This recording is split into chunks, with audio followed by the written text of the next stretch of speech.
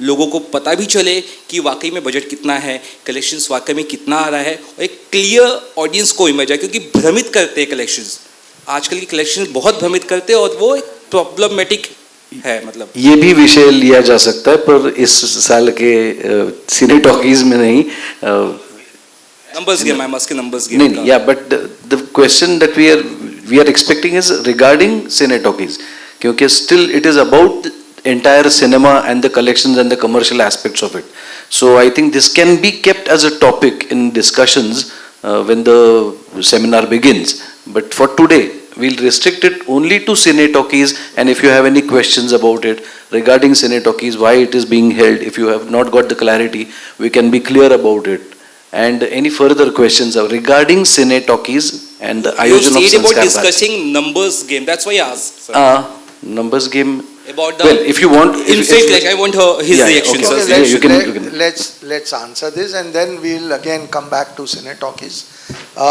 देखिए, एक तो ये उम्मीद क्यों की जाती है कि सिनेमा का बजट पूरी की पूरी तरह, फिल्म का बजट लोगों को पता होना चाहिए। आपको पता है कि कोई गाड़ी बनती है उसकी रियल कॉस्ट क्या है? आपको पता है कि कोई बिल्डर एक मकान बांधता है वो एक्चुअल कॉस्ट क्या है? नहीं पता। हमें ये नहीं पता ना कि जो आपको लेस का वेफर बेचता है वो कितने में बनता है। हम उसकी रिटेल प्राइस पे ख़रीदते हैं। तो ये एक्सपेक्टेशन गलत है कि फिल्म मेकर को कि वो अपना बजट तो मार्केट में रखे। तो ये नहीं होना चाहिए। मैं इनफैक्ट इस बात का सख्त विरोधी हूँ कि बजट के ऊपर डिस्कशन ही नहीं होना चाहिए, सिर्फ क्वालिटी ऑफ द फिल्म पे डिस्कशन होना चाहिए, एक। और दूसरा, आपने कहा कलेक्शन को बढ़ा के दिए जाते हैं वगैरह वगैरह। देखिए क्या होता है, एक 100 साल पुरानी इंडस्ट्री है और हर इंडस्ट्री में अलग अलग दौर में कुछ कमियां आ जाती हैं और वो कमियां बहुत जल्दी करेक्ट भी हो जाती हैं, क्योंकि लोगों को रियलाइज़ हो जाता है कि इससे कोई फ़ायदा नहीं है। तो ये रियलाइजेशन ऑलरेडी शुरू हो चुका है। अगर आप देखेंगे कि पिछले 2 साल में ऐसी फिल्में बहुत थी जिसमें कॉर्पोरेट बुकिंग की या वो सारी बातें हुई। इस साल वो बातें बहुत कम हो चुकी हैं ऑलरेडी, आपको वो दिखाई दे रहा है। तो इंडस्ट्री में आते कुछ गलतियां हो जाती हैं, लेकिन लोग उतनी जल्दी उसे समझ लेते हैं और ठीक कर लेते हैं, और आप देखेंगे कि आने वाले 1-1.5-2 साल में ये ख़त्म हो जाएगा। लेकिन एक बहुत इम्पॉर्टेंट सवाल मीडिया के लिए है। जब एक प्रोड्यूसर गलत नंबर देता है तो मीडिया उसे क्यों छापता है? मीडिया को नहीं छापना चाहिए। मीडिया अगर गलत नंबर छापना बंद कर देगा तो आप देखेंगे कि इसमें से बहुत सारी प्रैक्टिसेस अपने आप खत्म हो जाएंगी। अगेन, ये बात जो अभी सुनील ने कहा कि ये एक बहुत इंपॉर्टेंट मुद्दा है सिने टॉकीज जैसे माध्यम के लिए, कि नई जनरेशन को हम आज बताएं कि ये मत करना, इससे कोई फ़ायदा नहीं होगा, ये गलत है, आप अपनी इंडस्ट्री का नुकसान कर रहे हो, अपनी इंडस्ट्री की रेपुटेशन का नुकसान कर रहे हो, तो इस रास्ते पे जाना ही नहीं। पर ये कहाँ से पता चलेगा लोगों को? तो सिने टॉकीज एक बहुत अच्छा माध्यम है जिसमें जैसे पहला ही टॉपिक है इस साल में कि इस box office the only criteria of success, उसमें ये एक सेगमेंट ऐड किया जा सकता है जिसके ऊपर ये डिस्कशन ज़रूर हो सकता है। और अगर ये होगा, अगर हम ये मुद्दा ऐड करेंगे और इस पर डिस्कशन होगा, तो मुझे लगता है काफ़ी यंगस्टर्स के लिए एक बहुत अच्छा नॉलेज मिलेगा कि ये गलत रास्ता है, इस पर मत चलो। भारती जी, मेरा सवाल आपसे मैडम, आपने लगभग 50 सालों से फिल्मी पत्र ऊपर उससे लगभग ज़्यादा ही कर रही हैं, तो आपका अनुभव, आपका एक्सपीरियंस कैसे रहा इन 50 सालों में? हम बात कर रहे हैं वुड्स टू डूड्स की, तो आप कुछ अपना अनुभव शेयर करेंगे एज ए जर्नलिस्ट फिल्म पत्रकारिता को लेकर? Thank you. एक तो ये है कि बॉलीवुड नाम जब मैंने शुरू किया था तो बॉलीवुड नाम नहीं था, हम लोग हिंदी फिल्म इंडस्ट्री ही बोलते थे, या तमिल फिल्म इंडस्ट्री, या बंगाली सिनेमा। ये टॉलीवुड, बॉलीवुड और ये सब नहीं था जब मैंने शुरू किया अर्ली 70s में।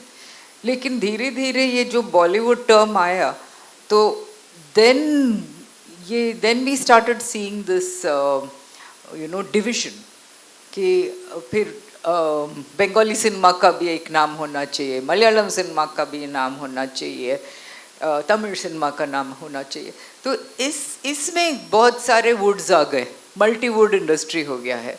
तो एक्चुअली उसको एक करने के लिए जो प्रयास कर रहे हैं हम लोग ये सिने टॉकीज में, I think it is very necessary, क्योंकि मैंने जो देखा है इतने सालों में, I have seen the way we have got divided.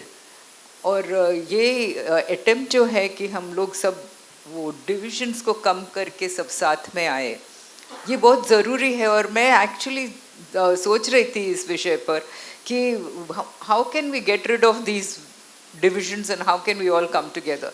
तो ये जो सिने टॉकीज कर रही है, आई थिंक दिस एक एक्सीलेंट प्लेटफॉर्म है शुरुआत के लिए। तो as a starting point I am very very happy that we are doing this.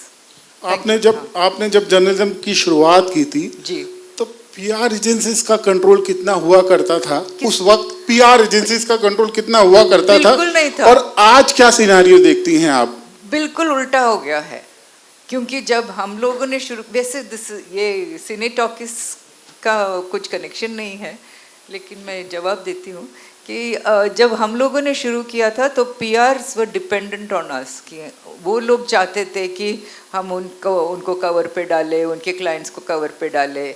Stars खुद बोलते थे कि हमको कवर पे आना है। और आप मतलब नोबडी विल अंडरस्टैंड दिस आज के ज़माने में, बट हमारा एक प्रिंसिपल था स्टार एंड स्टाइल में, हम कि अगर किसी की फिल्म आ रही है, समझ लीजिए विपुल जी की फिल्म आ रही है, तो डेफिनेटली हम उनके स्टार और उनकी जो हीरोइन है या उनका जो हीरो है या विपुल जी है, उनका इंटरव्यू नहीं छापेंगे, because it would amount to promotion of the film. इसलिए हम लोग ध्यान देते थे कि अगर कोई फिल्म रिलीज पे है तो उसके बारे में हम नहीं कुछ कवरेज करेंगे।